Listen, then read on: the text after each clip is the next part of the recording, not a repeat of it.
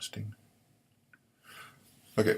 The second part to the diencephalon that we're going to talk about today is the hypothalamus. Hypothalamus is going to be found on the ventral or inferior part of the diencephalon.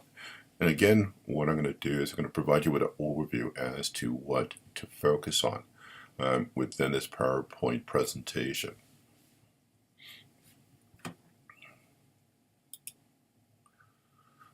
And so, terms that I want you to be familiar with are shown here. And so the hypophysis is the pituitary gland, and part of the hypothalamus is going to be connected to the pituitary gland. The anterior pituitary gland is referred to as the adrenal hypophysis, and the posterior pituitary gland is referred to as the neural hypophysis. What connects the hypothalamus to the posterior pituitary gland is the infundibulum, or sometimes referred to as an infundibular stalk. What connects the hypothalamus to the anterior pituitary is the hypothalamo hypophyseal portal system. That connects the hypothalamus to the anterior pituitary.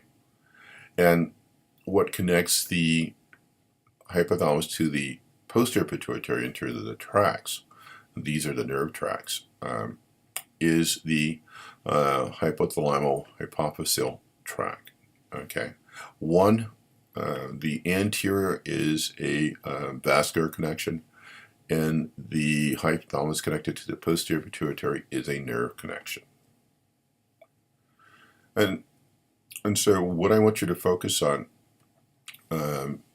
is a couple things. The first is in terms of just understanding a little bit about the anatomy of the hypothalamus, is the most the most inferior portion of the diencephalon is the hypothalamus.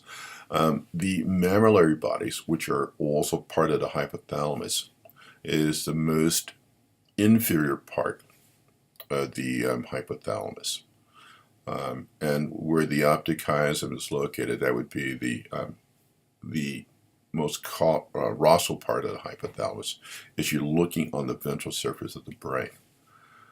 Now, the types of information that are received by the hypothalamus is information from the viscera, from taste receptors, olfaction, limbic system, as well as other areas. And so the efferents coming out of the hypothalamus are going to project to the autonomic nervous system, and they're going to do so through projections of specific hypothalamic neurons. And so here it's just showing what I just talked about. If you're looking at the ventral surface of the brain, these protuberances right here are the mammillary bodies. So this would be the most caudal part of the hypothalamus. Hypothalamus would be deep in here. And over here, the most rostral part of the hypothalamus is the optic chiasm. Okay? And so this would be the landmark of the hypothalamus. The tuber cinerarium, this is just kind of a raise, giving rise to the infundibulum, that's going to send neural tracts to the posterior pituitary and a vascular perfusion into the anterior pituitary. This just talks about the different roles of the hypothalamus. I don't want you to spend time in memorizing these, but it just gives you an idea that the hypothalamus is really, its main role is maintaining homeostasis of the individual. And so basic functions are control of appetite, fluid balance, electrolyte balance, glucose concentration, metabolism, sleep. We'll talk about specific about a hypothalamic neurons are involved with that, sexual behavior, and regulation of body temperature. And again, to hit this home, is that hypothalamus, in terms of a basic function, is trying to maintain homeostasis. Okay, now it's I don't want you to memorize the neuroanatomical part. That's not really relevant in terms of the things I want to talk about for you to know about the hypothalamus. So I don't want you to worry about memorizing this information. But here, I want you to know about the pituitary, because that's where the hypothalamus is going to connect to. And so what you're looking at here is that this is the mammary body, so this would be the most caudal part on the ventral part of the hypothalamus. And here's the anterior chiasm right here. This would be the most rostral part. And here's the hypothalamus right here. Okay, and so you have projections right here coming from the hypothalamus that are projecting into the posterior pituitary.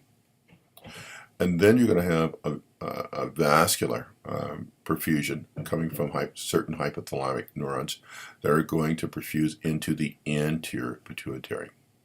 Now, the posterior pituitary is neural derived, but the anterior pituitary is not.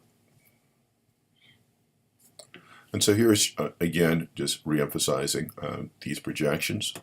And so here you're seeing this neural projection from certain hypothalamic neurons, the super optic nucleus and the paraventricular nucleus. They're going to project into the posterior pituitary. And then they're going to release their hormones into this vasculature shown here. Okay, it's not important that you memorize the name of the vein or memorize the name of the artery, but you're going to get hormonal release into the vasculature that's then going to diffuse into the systemic circulation. Now, the hypothalamic neurons that project into the anterior pituitary are shown here. This is going to be a vascular projection, not a neural projection. And what they're going to do is they're going to release these releasing factors or inhibitory factors on these anterior pituitary endothelial cells. There are specific types of endothelial cells that are contained within the anterior pituitary. There are gonadotropes, thyrotropes, corticotropes, and somatotropes.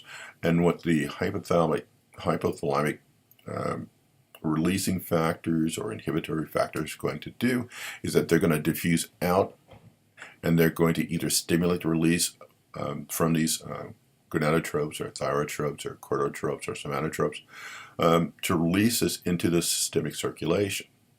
Okay, and so a good example is of a releasing factor is corticotropin releasing factor is going to bind to these corticotropes and release cortisol into the systemic circulation.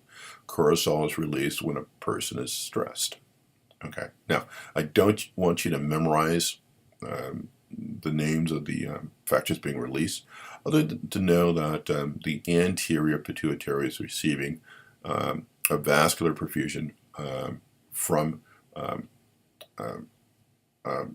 that contains these inhibitory or releasing factors from these hypothalamic neurons, and that the posterior pituitary is actually having these descending neural fibers, axons, that are synapsing onto the vasculature in the posterior pituitary, and then they release those into the systemic circulation.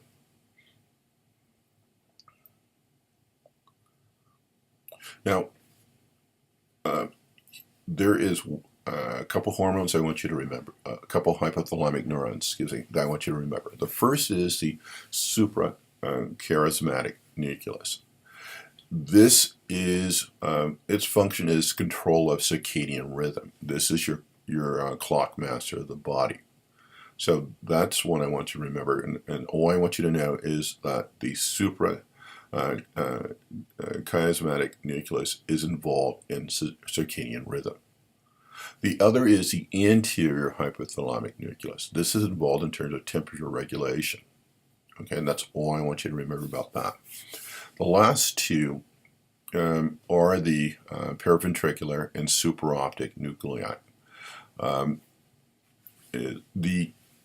These nuclei will synthesize two different hormones. One is called your antidiuretic hormone, ADH or vasopressin, and the other is oxytocin. Okay? And so these hormones are transported via axons to the posterior lobe, that neural hypophysis of the pituitary. The fiber tracts will course in the infundibular stalk, and they will terminate into that posterior pituitary or neural hypophysis. And so this is shown here, and so that you have this synapse right here, this hypothalamic hypophyseal tract. They're going to release ADH or oxytocin, which then is going to diffuse into this vascular system, and then it's going to diffuse your systemic circulation. Now, in terms of the function of these hormones, is that your antidiuretic hormone, also called vasopressin, is what it does. It prevents it retains water. So what it does is that if electrolytes in the blood increases, or if the concentration of water decreases, then ADH is stimulated, and it's going to increase water reabsorption by the kidney. So that's kind of a basic function. And so this goes just to show how ADH is being released and how it affects the kidney. It reduces urine volume. And so it's just increasing reabsorption of fluids, water.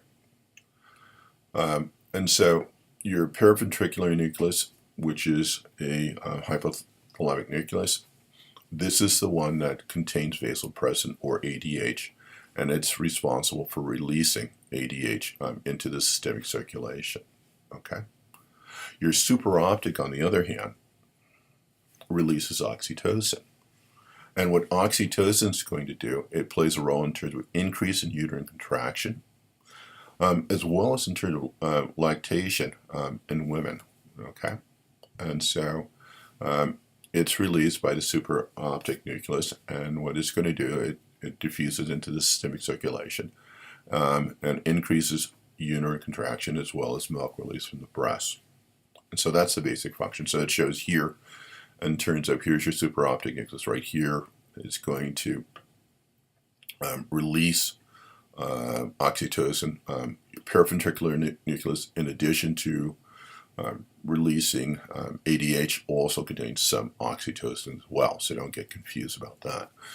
And so again, oxytocin is going to stimulate the contraction of these smooth muscle cells of the uterus and cause contraction of these myelo epithelial cells of the breast for lactation.